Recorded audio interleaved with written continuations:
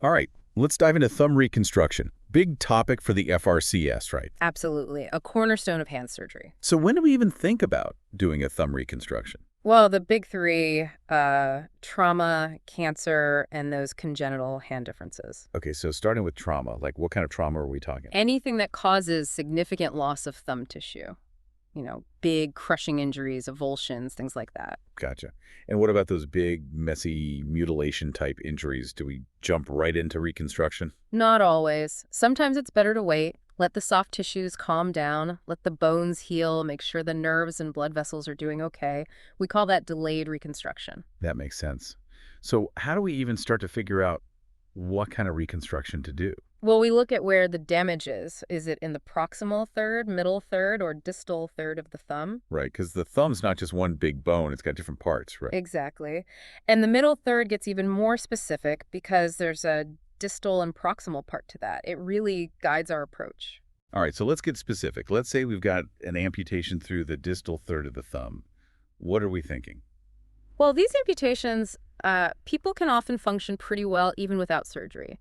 So if we do operate, the goal is to stabilize the bone, get good soft tissue coverage, and make sure there's good feeling. The material really stresses preserving all that viable tissue. Absolutely. Every little bit counts. And for those volar pad injuries, we can borrow techniques from finger coverage to keep the thumb's length and sensation.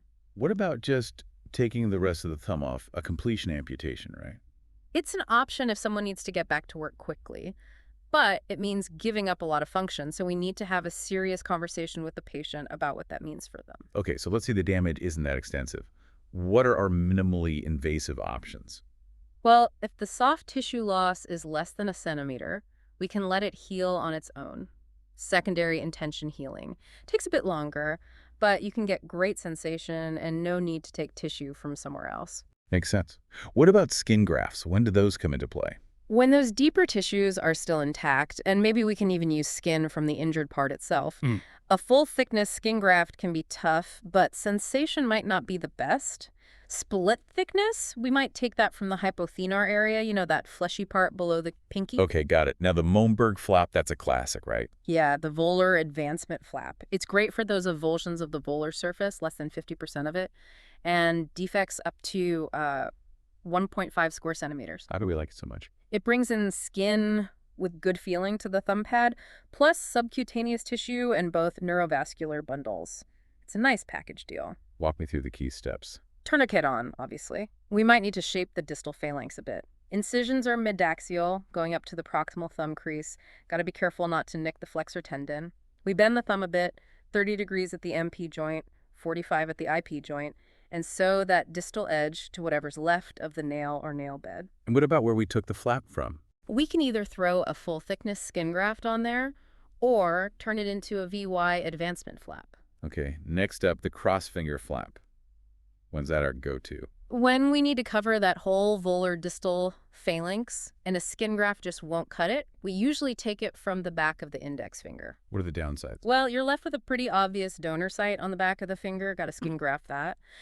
And you worry about stiffness in the finger joints or a tight web space, especially in older folks. What about the technical stuff? Anything tricky? Tourniquet, of course. Use a template to design the flap. We actually position the thumb against the index finger when we're designing it. And it can help to make it a little bit oblique. And those little veins, man, you got to be super careful with those. We usually wait 3 weeks before we detach it. Neurovascular island pedicles flaps? That sounds intense. They are, but sometimes you need them, especially when you've lost both soft tissue and those crucial nerves and blood vessels. Those are key for pinch and grasp. And it's important to match the size of the flap to the defect. Okay, so technically challenging, and we need to be careful about donor site problems. Anything else? We usually take it from the ulnar side of the middle finger pad, keeps things in the median nerve territory, helps with brain remapping, and minimizes issues with pinch. Now, if the median nerve is injured, we'd go for the radial side of the ring finger pad. Gotcha. All right, last one in this category, the radial sensory innervated cross-finger flap. A mouthful. Yeah, the first dorsal metacarpal artery flap. It's a workhorse for covering larger areas up to 4 square centimeters. And it brings in skin with some feeling, although it might not be perfect. How's it done? We design it on the back of that proximal phalanx of the index finger. Base needs to be volar to the mid-lateral line. You've got options, can be a single flap, dual flap, or an island flap. All right, moving on up. Amputations through the middle third of the thumb.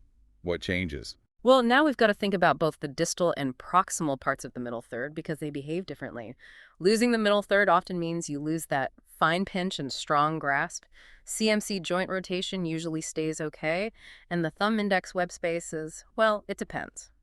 So what are we aiming for functionally? We need length, obviously, and we want to preserve sensation, make sure the thumb can move well, keep it stable, and make sure it's not painful. And how do we approach that surgically? Depends. If it's the distal half, we focus on deepening that web space to lengthen what's there. If it's the proximal half, we got to add bone length. And with these messy injuries, preserving everything we can is crucial, right? Absolutely. Keep any good soft tissue, bone length, anything we can potentially replant. And for that proximal half of the middle third, a toe transfer is often the best bet.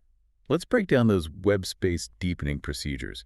Z-plasty, that's a familiar friend. Yeah, the web space Z-plasty, you can do a 2 or 4 flap. It's good when the skin is pliable and that first metacarpal's moving well. It's simple, not a lot of downsides. But it doesn't give you a ton of length, right? That's the main limitation. You get a moderate improvement, and sometimes that cleft looks a little unnatural. You want to put that longitudinal axis right on that distal web space ridge. Usually you're aiming for 1.5 to 2 centimeters of length. Sometimes we'll release the first interosseous muscle and move the proximal adductor pollices to get a bit more length. What about the dorsal rotation flap? When does that come in? That's more about restoring the web space when you've lost the thumb and there's damage to that adjacent web space.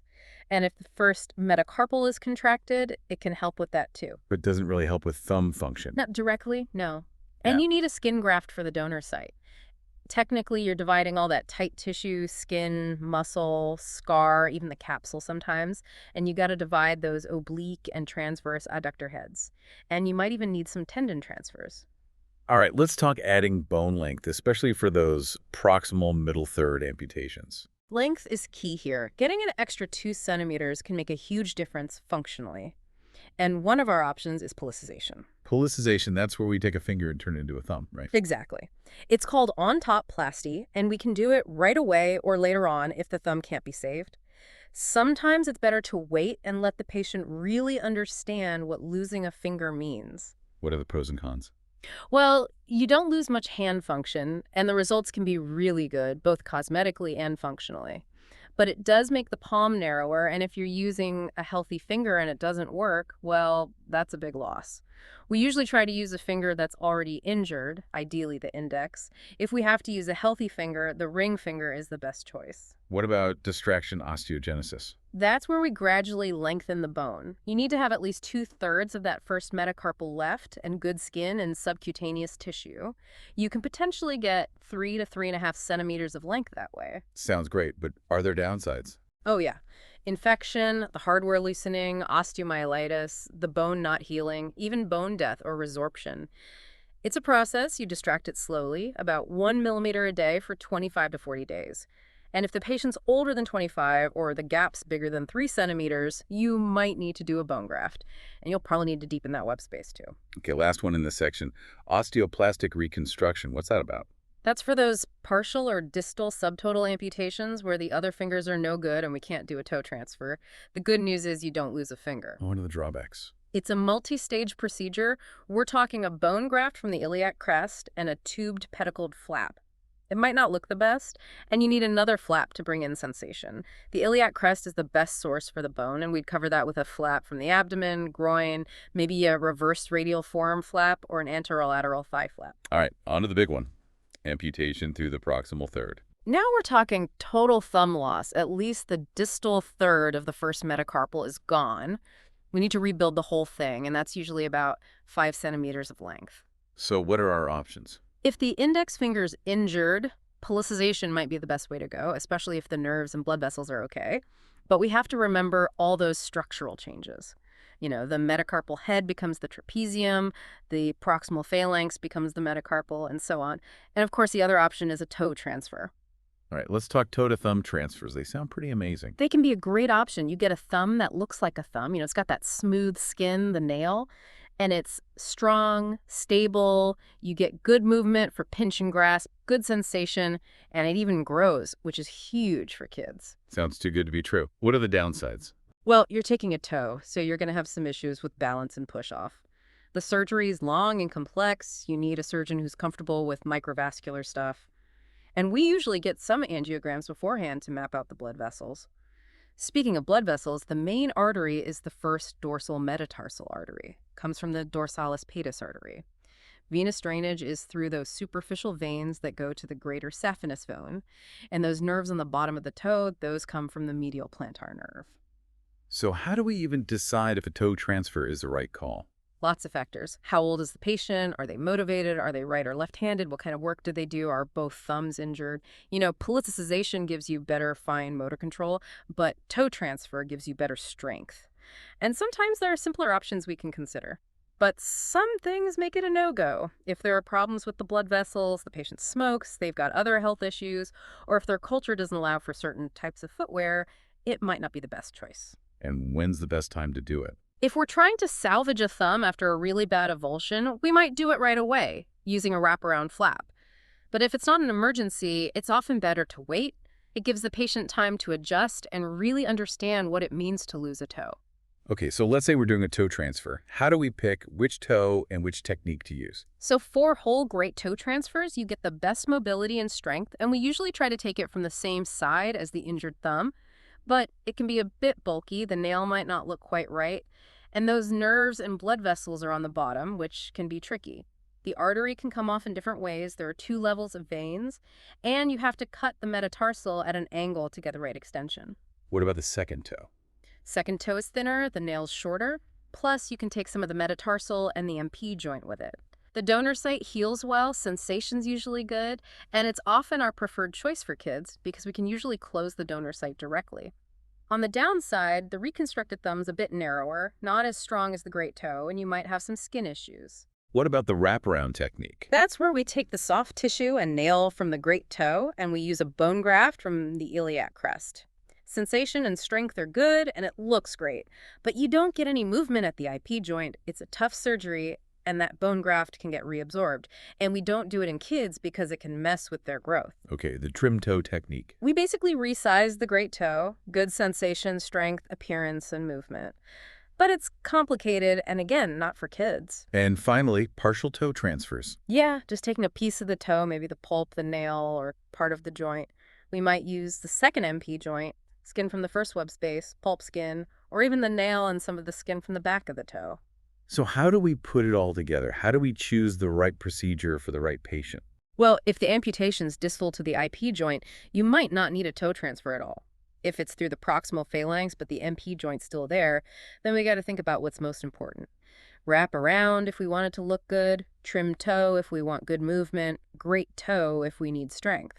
What if it's in the distal half of the metacarpal? The great toe is usually the best bet there. We can take the MP joint with it, and we can reconstruct the thurn muscles and do an opposition transfer.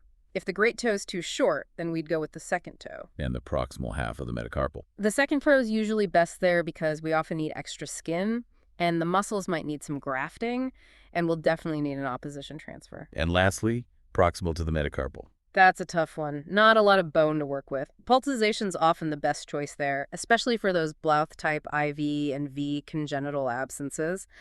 But if the other fingers are injured, then a toe transfer might be the way to go. So to wrap things up, what are the key takeaways for our listeners about thumb reconstruction? Well, first, you got to evaluate that thumb defect and figure out which third it's in. Then you pick the right procedure based on where the defect is, how big it is, and whether you need sensation or durability. The main goals are to get things healed up nicely, get that thumb moving early, and preserve as much length as possible. And for those really tough cases, toe transfers can give you great results, but the patient needs to be on board with losing a toe. This has been a great overview. Really highlights how important it is to have a solid grasp of anatomy, surgical technique, and functional needs when we're trying to rebuild such a critical part of the hand.